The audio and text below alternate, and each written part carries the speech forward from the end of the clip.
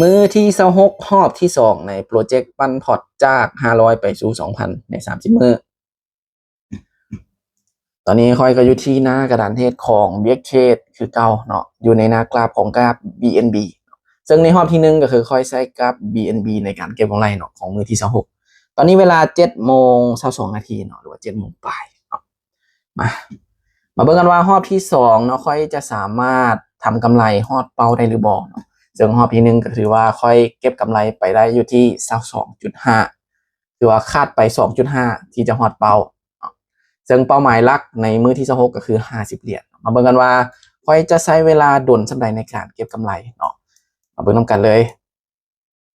ตอนนี้ตลาดกำลังเป็นแนวโน้มโดยรวมนี้จะเป็นแนวโน้มของขาลงเนาะขาลง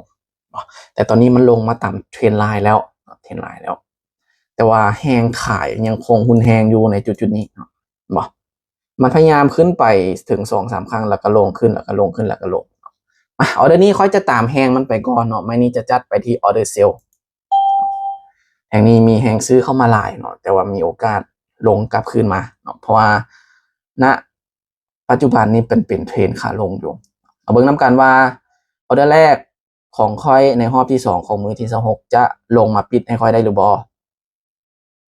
ลงมาได้บ่ออเดอร์แรกแห้งมาลูกอย่าได้แห้งมาให้แน่ออเดอร์แรกแห้งมาให้แน่ลงมาเหลือ5 4 3 2 1อ้าววิสุดท้ายขึ้นวิสุดท้ายสำเนาะมาบ่เป็นยังไม่นี่ค่อยจะคูณเงินมาเป็น15อู้สิวินละอีกวิเดียวนึงเนาะดีดกลับไปเขียวซ้ำบ่เป็นยังไม่นี่จะเป็นไม้คูณเงินไม้ที่1เห็นบ่ขึ้นไปปุ๊บแล้วก็ลงมาแทงนี้แทนมานี่จัดไปที่ออเดอร์เซลอีกขายลงมาอีกทิ้งไซส์ไว้ลูกทิ้งไซส์ไว้โอเคได้อยู่แบบนี้ได้อยู่มาเบิ่งน้ำกันว่าออเดอร์นี้จะอ้าวโอ้โถขึ้นไปซ้ำเนาะขึ้นมาข้างยาวเลยเนาะมาเบิ่งน้ำกันว่ามันจะลงมาได้บ่เนาะแต่ว่าตอนนี้น่าจะลงมายากละเพราะว่าขึ้นไปสูงขนาดนี้เนาะโอ้2ออเดอร์ติดอีกแล้วเนาะคือหอบทำอิดเลยเนาะพลาดไป2ออเดอร์ติดเลยตอนนี้โอ้จากกำไรเท่า2เหลือติดลบซ้ำรอบแรกก็พลาด2ออเดอร์ติดทำอิดเลยมานี้ค่อยจะคูณเงินมาเป็น30เนาะเป็นการคูณเงินไม้ที่2เป็นไม้ที่3แต่ว่าเป็นการคูณเงินไม้ที่2ขอยังบ่ยอมเนาะไม้นี้จะจัดไปที่ออเดอร์เซลอีกถ้าว่าออเดอร์นี้บ่ลงเนาะค่อยก็ต้องได้รอจังหวะดีๆแล้วเพราะว่าไม้ต่อไปนี่ถ้าได้คูณเงินก็คือจะเป็นไม้คูณเงินไม้สุดท้ายการพลาด3ไม้พลาด4ไม้ติดก็คือเราจะได้หยุดเนาะขอแค่แท่งนี้ลงโอเคลงแบบนี้นะลูกอันนี้ไม้คูณเงินไม้ที่2แล้วก็เป็นไม้ที่3ของรอบที่2ปิดได้บอเหลือเวลาอีก5 4 3 2 1สวยงามเดี๋ยวเราวินไปเมื่อวินแล้วเขาก็จะกลับมาเดิน10เหรียญคือเก่า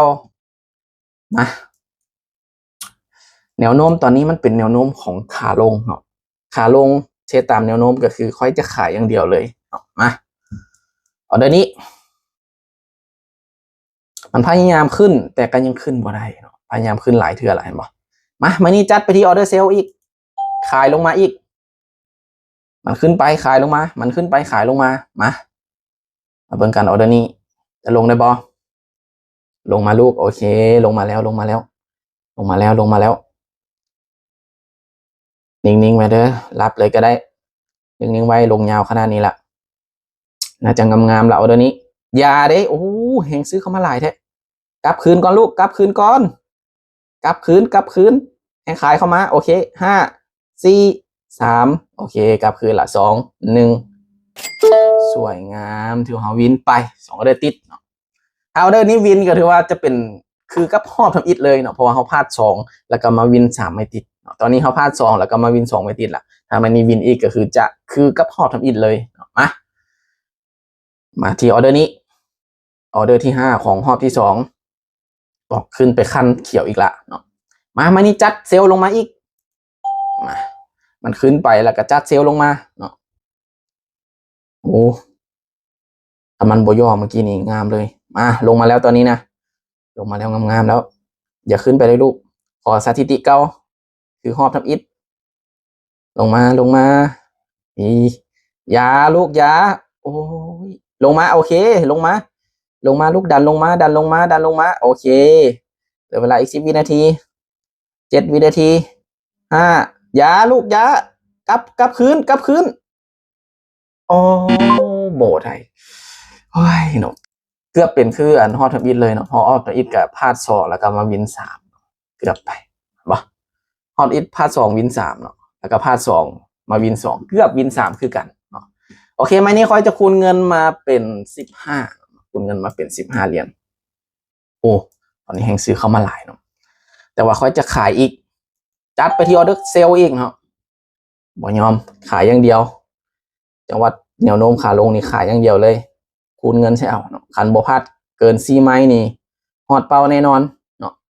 มาเบิ่งกันว่าออเดอร์นี้ค่อยจะวินได้หรือบ่ตอนนี้เหลือเวลาหลายเติบเนาะ15อย่าได้ลูกอย่าได้อย่าฟ้าวมาได้แห่งซื้อลงยาวขนาดนี้อย่าให้จังซั้นดันลงมา5 4 3 2 1สวยงามโอเคถือว่าวินไปเดี๋ยวมาเบิ่งกำไรก่อนตอนนี้ค่อยกำไรอยู่ที่ 39.75วิลเลจ 54.54ยังอีก10 จุดปลายเนาะโอเคถ้าว่าไม่นี่วินก็ถือว่าค่อยจะหยุดเลยเนาะเพราะว่าบ่ฮอดเป้าบ่เป็นอย่างเนาะเหลืออีกประมาณเหรียญปลายนี่แหละไม่นี่เดิน10 เหรียญคือเก่าไม่นี่จัดไปที่ออเดอร์เซลคือเก่าจัดมาที่ออเดอร์เซลคือเก่ามาเบิ่งกันออเดอร์สุดท้ายถ้าวินเนาะถ้าบ่วินก็จะได้คูณเงินก็ไปมาลูกลงมาลูกออเดอร์นี้ปิดแดงให้ก็ถือว่าค่อยจะหยุดละโอเคลงงามๆแบบนี้อย่าได้โอ้ยลงมาก่อนลูกลงมาก่อนขอออเดอร์นี้ออเดอร์เดียวโอ้โหโถขึ้นสูงแท้โอ้บัดลงก็ลงยาวเนาะขึ้นยาวกว่าอีกเนาะไม่นี่พลาดอีกละจากที่จะได้หยุดจะได้คูณเงินต่อแล้วป่ะนี่มานี่คูณมาเป็น15ขึ้นไปก่อนแม่แทงนี้นะขึ้นไปก่อนแทงต่อไปจังลงอย่าฟ้าวลงแม่ขึ้นไปก่อนหรือว่าย่อขึ้นไปก็ได้ย่อเอาไส้ประมาณครึ่งนึงย่อไส้ประมาณครึ่งนึงลูกย่อขึ้นไปบ่ย่อเลยบ่ย่อก็ขายคือเก่าจัดไปที่ออเดอร์เซลคือเก่าย่อในนึงย่อเอาไส้ในนึงลงมาเลยลูกวันนี้นะลงมาเลยโอเคเงาขอเงาโอเคลงมาเลยลูกอยู่ประมาณนี้แหละโอเคนิ่งๆไว้เด้ออย่ากลับขึ้นไปเด้นิ่งไว้ลูกนิ่งๆไว้โอ้เห็นขายเข้ามาละโอ้ยต่ำแนวหับนิดนึงมาเหลือเวลาอีก5 4 3 2 1สวยงามถือว่าวินไปอีกไม้นึงคือเก่าเนาะถ้าไม้นี้วินก็ถือว่าฮอดเป้าเนาะตอนนี้ยังเหลืออีก6 เหรียญจะฮอดเป้าเนาะถ้าว่าไม้นี้วินก็จะเกินเป้าเนาะมาออเดอร์นี้โอเคบ่ตลาดนี้ถามว่างามบ่งามปานใดเนาะแต่ว่าเทรดตามแนวโน้มอย่างเดียวเลยแนวโน้มลงก็คือขายอย่างเดียวเลยเนาะมาออเดอร์นี้ไป10 เหรียญคือเก่าเนาะเมื่อกี้เฮาวินไปไม้นี้จัดเซลอีกไปอีกโอเคมาเบิ่งนำกันว่าออเดอร์นี้จะลงให้ค่อยได้หรือบ่ดูคือขึ้นสูงแท้แห่งซื้อเข้ามาแห่งซื้อเข้ามาหลายแท้ลงให้ก่อนได้บ่ถ้าลงให้ได้ก็ถือว่าค่อยจะฮอดเป้าเลยโถขึ้นโคตรสูงเลยแห่งซื้อเข้ามาหลายแท้น่าจะได้คูณเงินอีกแล้วลงมาแล้วเหลือเวลาอีก5ทันบ่4โอ้ยบ่ทันซ้ำได้คูณเงินอีกแล้วเนาะเดี๋ยวออกก็เดือเป็นหลายแฮงสำหรับรอบนี้ออกเดอร์ไป2 4 6 8 9ออเดอร์ละออกไป9ออเดอร์ละมานี่ค่อยจะคูณเงินมาเป็น15อีกเงินมาเป็น15อีกห่วยตอนนี้นี่มันยักขายยากแล้วได้ป่ะนี่ ขึ้นไปสูงขนาดนี้แต่ว่าต่ำฐานตัวนี้นิดนึงเนาะมาขายอีกรอบนึงเขาจะขายอย่างเดียวเนาะเขาจะขายอย่างเดียวลงมาลูกออเดอร์นี้ลงมาส่วนเทแล้วได้ปะนี่ลงมาลูกยังได้อยู่ลงมาดันลงมาดันลงมาขอยาวกว่านี้ได้บ่แล้วลงมาอีกดันลงมาอีกขอยาวๆลูกให้อุ่นใจแน่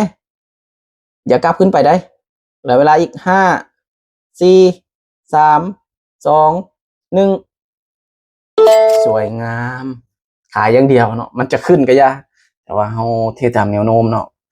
ใช้หลักการใช้วิธีการคูณเงินเอาโอเคเดี๋ยวมาเบิ่งกำไรก่อนตอนนี้กำไรอยู่ที่48.25เนาะยังอีกประมาณ 1.75 จะฮอตเป้าแต่ว่าค่อยจะหยุดก่อนเนาะเพราะว่าออเดอร์ไปค่อนข้างวันหลายสำหรับรอบนี้ออเดอร์ไปทั้งหมดอยู่ที่2 4 6 8 10ออเดอร์ใน10ออเดอร์นี้วิน5พลาด5วินเรทอยู่ที่ 50%แต่วินเรทโดยรวมของมือที่26อยู่ที่ 53.33 กำไรอยู่ที่ 48.25 เนาะบ่ฮอดเป้าบ่เป็นอย่างเหลือน้อยเดียวค่อยจะบ่บืนไปต่อเนาะหรือว่าในมือที่26ของการปันพอร์ตกำไรอยู่ที่ 48.25 ป้อนเศษตารางก่อนมือที่26เนาะ 48.25 โอเคสุดท้ายเนาะทุกๆการลงทุนมีความเสี่ยงผู้ใดที่ยอมรับความเสี่ยงบ่ได้ขอให้บ่แนะนำให้เข้ามาในวงการนี้เพราะว่าความเสี่ยงมันสูงผู้ใดที่ยอมรับความเสี่ยงได้อยากเข้ามาศึกษาเรียนรู้แต่บ่ฮู้ว่าจะเริ่มต้นจากหยังสามารถทักเข้ามาปรึกษากันได้คอยพร้อมให้คำแนะนำสำหรับคลิปนี้บ๊ายบาย